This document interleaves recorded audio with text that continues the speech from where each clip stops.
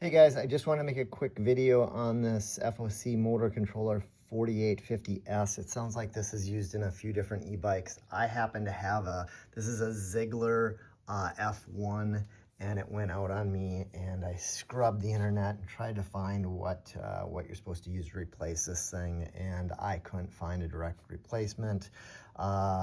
With a little help from Facebook, from some good posters, I got some information. Nobody still had okay, just buy this and it's gonna work. So I sort of took a leap of faith. I bought this brushless motor controller. It's like 42 bucks on Amazon. I went, hey, if it doesn't work, don't care. I'm not out that much. But it seems like it's working great.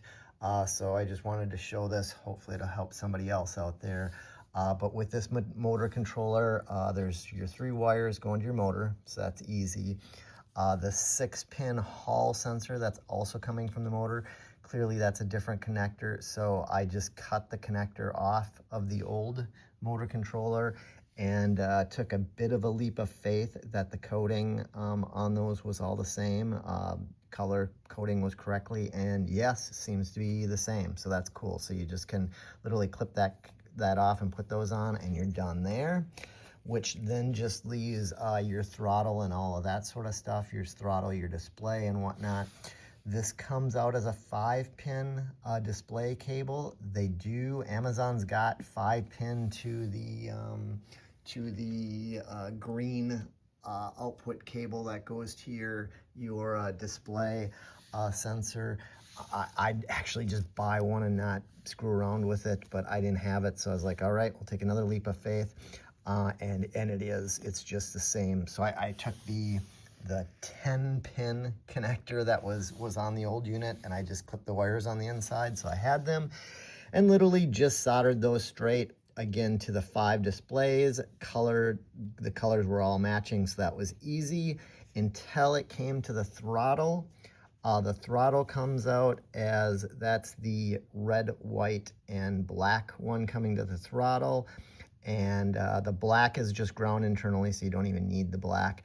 The red goes to the, what is that, like the grayish color one. And the purple one goes to the white. So, if you just use a voltmeter, like I said, I checked, and all of those were going to the display. These two, or the gray and the purple, were going to the throttle. And with that, and we had 2 options, and yep, again, the red goes to kind of the gray, and the purple is the signal going to the white. So that's it. The brake is just the white cable. You have 2 brakes coming off of this thing. I just clipped one of them, and that goes to the white for the brake. Again, ground is just ground. I'm sure I could take these grounds and put them all together, but I'm sure they just connect internally anyway. So all that left was the pedal assist deal. This is the throttle, okay, the female throttle side, because again, you're gonna end up with two male connectors. So I took the throttle that I had clipped and used here, and I just plugged it in to the pedal assist. And again, the cable that comes out of here, I was kind of confused. Clearly, this old controller had, well, here it is. So it went green, red, black, versus now black is in the middle and red's on the outside. So I was like, is that really right? Seems to be. So again, I just plug that in. Brown goes straight through to the red, which is positive. Your ground, black, goes through the center, and then the signal, yellow, on the outside to the white. So there you have it. A little bit of a pain in the butt, but hey, 42 bucks, and the bike is working. Everything seems to be working fine. So Yahoo, hopefully this helps someone else out there. And I know this is not the world's greatest controller, but it's twice the size as the old one, so hopefully it'll stand up a little bit better.